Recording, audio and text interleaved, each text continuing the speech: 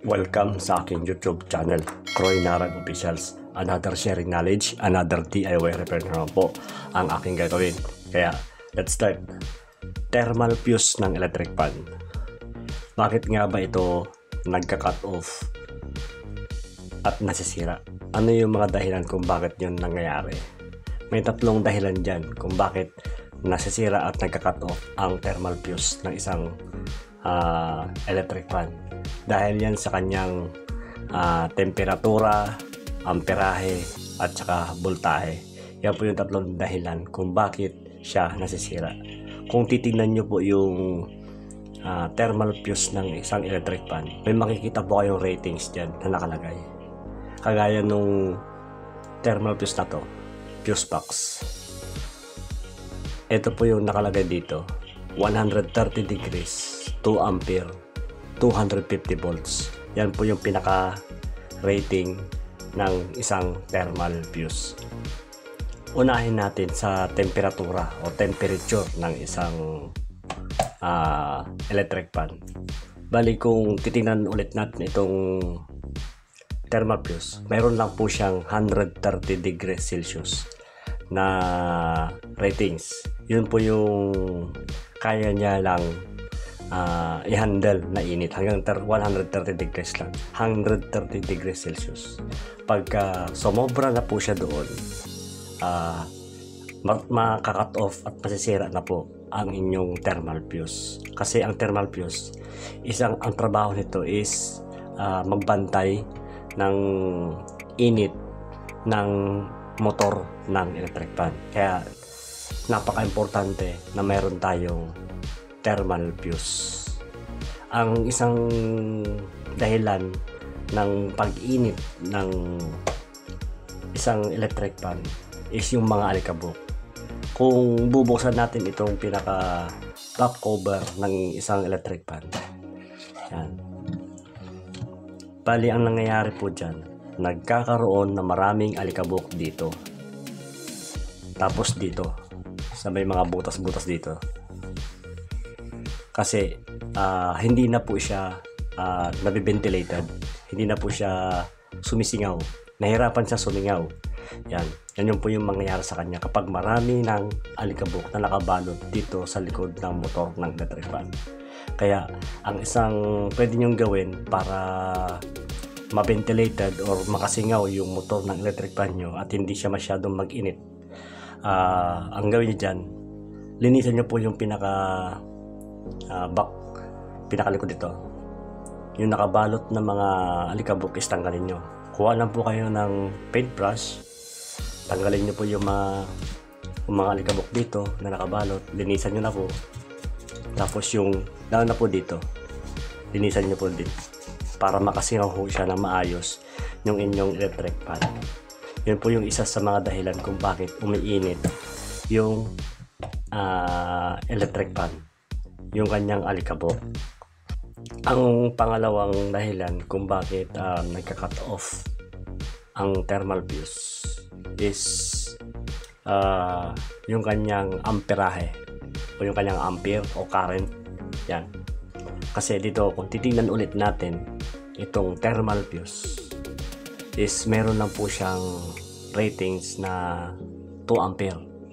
Yan lang po yung kaya niyang i-handle na amperahe. Kung sumobra po siya doon, maka-cut off o masisira na po ang inyong thermal fuse. Ano ba yung isa sa mga dahilan kung bakit naka-cut off yun? Dahil sa amperahe. Ang isa sa mga dahilan dyan is yung sira yung kanyang shafting at yung kanyang bushing. Nagkakaroon ito ng gasgas, itong shafting, magkabilaan yan. At pag nagkaroon po siya yan ng gasgas, sira na po yan. Mag-i-stack up yung kanyang shafting, hindi na po siya iikot. At magiging dahilan po yun na mahihirapan po yung inyong motor na paikutin itong rotor. Dahilan po yun para tumaas yung kanyang amperahe at lumagpas sa 2 ampere cut off po ang inyong thermal fuse. Ang pwede mo naman na gawin dyan para hindi siya mag-stack up or para maiwasan is yung paglalangis noong bushing dito. May pompa o kasi sa loob yan na imbakan ng langis. Dapat yan, mayroon po siyang langis na nakalagay. Lalangisan nyo po dito. Yan. Gamit lang po kayo ng langis. Tapos lagyan po dito. Pagkatapos nyo po lagyan ng langis, check upin nyo na rin po yung inyong shafting. Kung mayroon pang gas-gas na nakakapa nyo. Pag mayroon pong gas-gas at hindi pa ganun kalalim at kaya pang i-repair, ang gawin nyo lang po, kuha po kayo ng manipis na liha. Lihain nyo na lang po itong pinaka shafting magkabilaan para matanggal po yung pinaka gas-gas ng inyong shafting. Tapos langisan, ibalik para maging maayos ang pag-ikot ng shafting at hindi to mag-stack up at uminit, para hindi po basta-basta tumaas yung kanyang amperahe. Yun po yung pangalawang dahilan kung bakit nagka-cut off yung thermal fuse ng electric fan. At ang pangatlong dahilan kung bakit masisira ang isang electric fan is ang kanyang voltahe. Kung titingnan mo natin ulit yung ating thermal fuse, meron lang po siyang 250 volts na voltage na kaya. Pag sumobra pa na po siya doon, ang mangyayari po, cut off ulit ang inyong thermal fuse.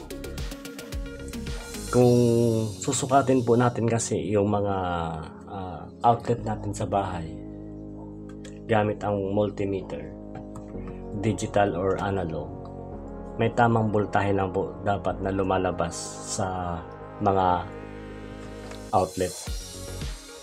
Kasi pag lumagpas po ng 250 volts yung lumalabas na voltahe sa mga outlet at madidetect po yun ng thermal fuse, maka-cut off ulit ang inyong fuse.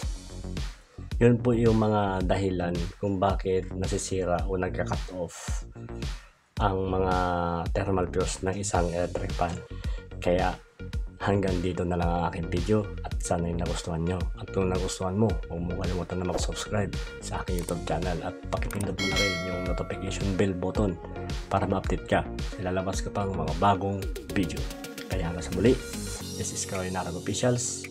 See you sa next video.